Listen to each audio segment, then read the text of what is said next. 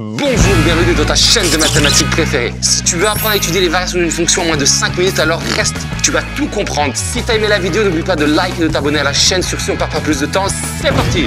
Donc pour étudier les variations d'une fonction, c'est toujours la même chose quand on est au lycée, c'est de trouver la dérivée. Déjà, avant de commencer, on va regarder la fonction pour voir comment on va dériver ça. Donc je vois tout de suite que j'ai plus 1. Plus 1, quand je dérive, bye bye, c'est fini. Ensuite, j'ai un truc compliqué, mais je vois quand même que là, j'ai un fois. Donc en fait, j'ai ça fois ça. Donc c'est de la forme U fois V. U fois V, tout de suite, je me rappelle de ma formule, U fois V prime, c'est égal à U prime V plus U V prime. Je vais écrire ce que c'est U. U, c'est égal à 3 2x moins 1 au carré, et V, c'est racine de x. Bon, V prime, je connais, c'est facile, c'est 1 sur 2 racines de x. Il faut juste apprendre vos formules du cours. Et là, c'est un peu plus dur. Pourquoi? Parce que pour dériver U, on doit encore appliquer une nouvelle formule. Pourquoi? Ici, j'ai un carré. C'est quoi cette formule? La formule qui me dit, par exemple, que W au carré prime, c'est égal à 2 W prime fois W. Si j'applique ça ici, ça devient quoi? Mon W, en fait, c'est ça.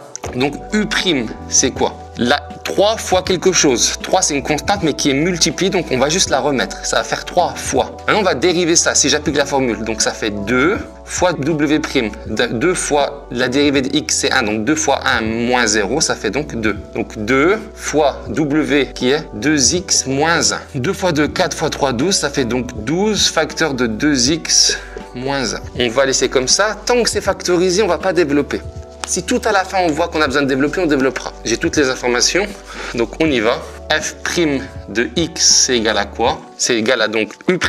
U', c'est ça. 12 facteur de 2x moins 1. Multiplié à V. V, c'est racine de x. Plus U. U, c'est tout ça. 3, 2x moins 1 au carré fois V', 1 sur 2 racine de x. Tout de suite, on va mettre au même dénominateur. Le dénominateur commun, ça va être 2 sur racine de x. Regardez, ici, on avait sur 1. Donc j'ai fait fois 2 racine de x. Donc là, je vais devoir multiplier 12, 2x moins 1 racine de x. Je vais le multiplier à 2 racines de x pour bien avoir mon même dénominateur. Plus 3, parenthèse 2x moins 1 au carré. Fois 1, ça sert à rien. Maintenant que j'ai commencé la dérivée, j'ai plus besoin de tout ça, on efface. Ce qui donne, donc en bas, ça ne change pas. 2 racine de x. En haut, racine de x fois racine de x, ça fait donc x. 2 fois 12, 24. Donc ça va faire 24x facteur de 2x moins 1. Plus 3 facteur de 2x moins 1 au carré. Donc tout de suite, je vois que j'ai un facteur commun qui est 2x moins 1. Donc déjà en bas, j'aurais écrit 2 racines de x. En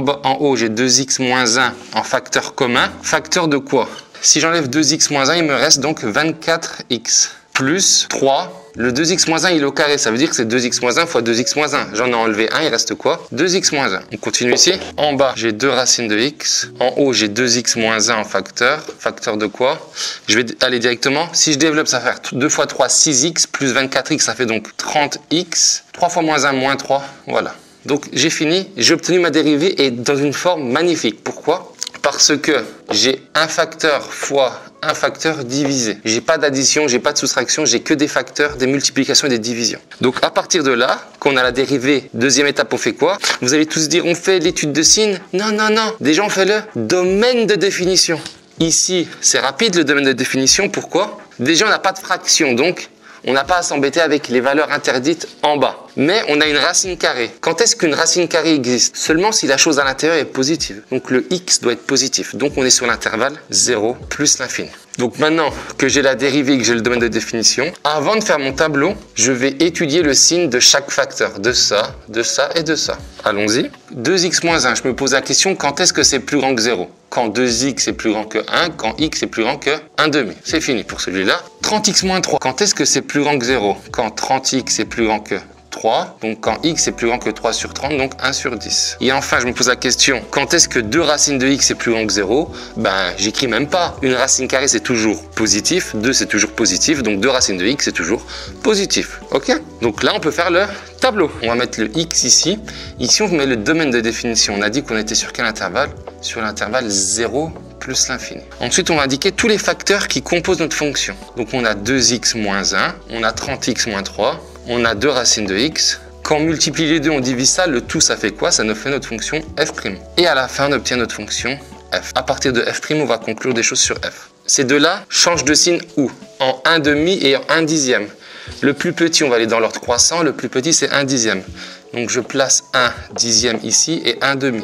Je trace un trait tout de suite en bas. Ici, 2x-1, il s'annule en 1/2. Donc ici, j'ai 0 et le 0 de celui-là, il est ici. Je sais que 2 racines de x, c'est tout le temps positif. Donc là, j'écris plus, plus, plus. Je me casse même pas la tête. Ensuite, je sais que 2x-1, d'après mes calculs, c'est positif. C'est plus grand que 0, donc positif quand x est plus grand que 1/2. Donc quand c'est plus grand que 1/2, c'est positif. Donc ailleurs, c'est négatif. Celui-là, d'après mes calculs, c'est positif, plus grand que 0 quand x est plus grand que 1/10. Plus que 1/10, c'est là, donc c'est plus, plus, et donc ici, ça va être moins. Donc on va faire la règle des signes. Moins fois moins, plus, avec plus sur plus, ça fait donc plus. Moins, plus, plus, moins, plus, plus, plus, plus. Les deux zéros ici, l'image de 1/2, l'image de 1/10, ce sont des fonctions qui sont au numérateur. Donc quand on a 0 au numérateur, ça reste des zéros. Ça ne devient pas des valeurs interdites. Et donc, puisque ma dérivée positive, c'est que ma fonction f au départ, elle est croissante, puis elle est décroissante, puis elle est croissante.